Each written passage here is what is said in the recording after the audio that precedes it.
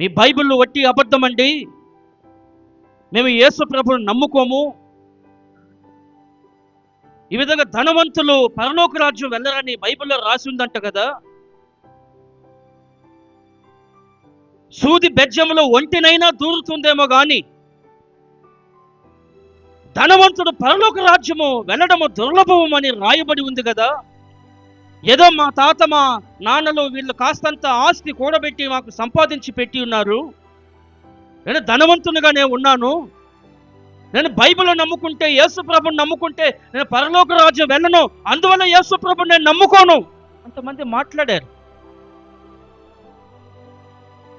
నిన్ను ధనవంతునిగా ఉండాలని దేవుడు కోరుకుంటున్నాడు.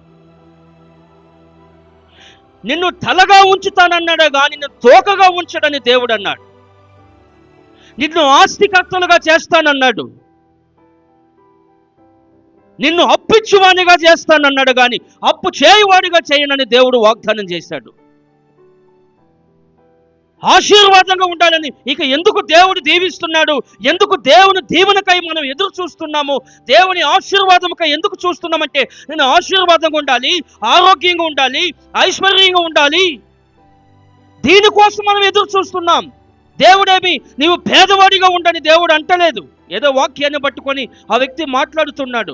ఏ సందర్భంలో వాక్యము చెప్పబడి ఉంది అది ఆలోచన చేయాలి. నీవు ధనవంతుడిగా ఉండొద్దని దేవుడు కోరుకోవట్లేదు. నీవు ధనవంతుడిగా నా బిడ్డలు రాజుల బిడ్డలుగా ఉండాలని దేవుడు కోరుకుంటున్నాడు. రాజవంశంగా ఉండాలని దేవుడు కోరుకుంటున్నాడు. నీకు ధనమిచ్చింది ఎందుకు? నీ ధనముతో పేదవారిని ఆదుకోమని. నీకు ఉండి కూడా నీవు సహాయం చేయలేదంటే నీ జీవితము నీ ధనము వ్యర్థమే.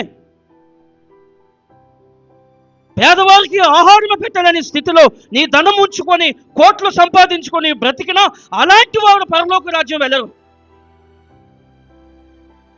పేదవాడిని ఆదుకోకుండా నీ ధనముతో నీ కుటుంబాన్ని నీ పిల్లల్ని చూసుకొని నీవు సుఖిస్తూ దుఃఖిస్తూ నీవు సంతోషిస్తూ ఆనందిస్తూ ఉంటే నీవు అలాంటి వాడు పరలోక రాజ్యము వెళ్ళరు అని చెప్పాడు. కానీ నీవు పేదవాడిగా ఉండమని ధనవంతుడు లేదో నువ్వు ధనవంతుడు పరలోక రాజ్యము వెళ్ళడు అని చెప్పబడలేదు. ఈ ధనవంతుడు అలాగే చేశాడు. ధనం ఉంది, ఐశ్వర్యం ఉంది, అంతస్తు ఉంది, హోదా ఉంది, పలుకుబడి ఉంది. నీ పలుకుబడితో, నీ ధనముతో, నీ ఆస్తితో, నీ అంతస్తుతో ఎవరినైనా నీవు సంతోష పెట్టావా? ఎవరినైనా నీవు బాగు చేసావా? ఎవరికైనా సహాయం చేసావా? చేయలేదు. కనుకే కనీసం ఇంటి ముందు పడి ఉన్న ఈ లాజరుకి కనీసం వైద్యము కూడా చేయించలేదంట.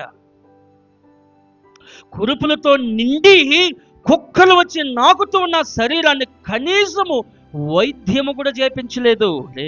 పేదవాడు పడిపోయి ఉన్నాడు, హాస్పిటల్కి తీసుకెళ్దాము, కాస్త ఆరోగ్యం చూపించుకుందాం, డాక్టర్లు పిలిపించి తనకి ఒక ఆరోగ్యాన్ని ఇప్పిద్దాం, మంచి మాత్రలు ఇప్పిద్దాం, ఆలోచన కలిగి ఉండలేదు. గర్వము తలకెక్కిందంట, డబ్బు గర్వము. చచ్చిపోయాడు, నరకానికి వెళ్ళిపోయాడు.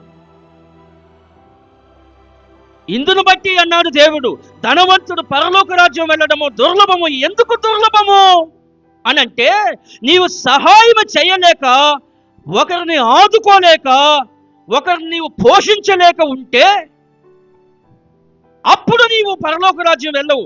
నీకు ధనం ఇచ్చింది ఎందుకు? నీకు ఐశ్వర్యం ఇచ్చింది ఎందుకు? ఎవరినైనా ఆదుకోవాలని ఉండి కూడా ఆదుకోలేదంటే దానంత పాపం ఏది కూడా లేదు. అందుకే ఒక మాట రాయబడి ఉంది, మనిషి రోగముతోనైనా చనిపోవచ్చు,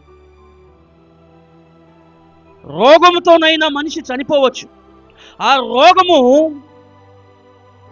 సమాధి వరకు వస్తుంది. నీవు చచ్చిపోతావు కదా, నీ రోగము నువ్వు చనిపోయేంత వరకే, నీ సమాధి వరకే రోగము. ఆ తర్వాత నీ రోగము ఉండదు. కానీ పాపముతో చనిపోకూడదంట. నీ పాపముతో చనిపోతే ఈ పాపము నీవు చనిపోయిన తరువాత కూడా నీతో వెంట వస్తుంది. నీవు చనిపోయిన తరువాత కూడా నీ వెంట వస్తుంది. నీ రోగము నీవు చనిపోయిన వెంటనే అది పోతుంది. సమాధి వరకే, సమాధిలో నీ రోగము కుళ్ళి కృషించి నశించిపోతుంది. అక్కడికే నీ రోగము, నీ పాపము నీతోనే వస్తుంది. నీ పాపము అక్కడ అదే జరిగింది. ధనవంతుడు గర్వము తలకెక్కి ఆడుతూ ఉన్నాడంట, సుఖిస్తూ ఉన్నాడంట. చనిపోయిన తర్వాత ఆ పాపము తనతో వెంట పెట్టుకొని ఆ పాపం అలాగ తీసుకొని వెళ్ళింది. లాజరు రోగి అయి ఉన్నాడు, ఆ రోగము ఇక్కడికే ఎండ్ అయిపోయింది. సంతోషముగా అతడక్కడ ఆయన అంటున్నాడు, ఇక్కడ లాజరు నెమ్మది పొందుచున్నాడంట.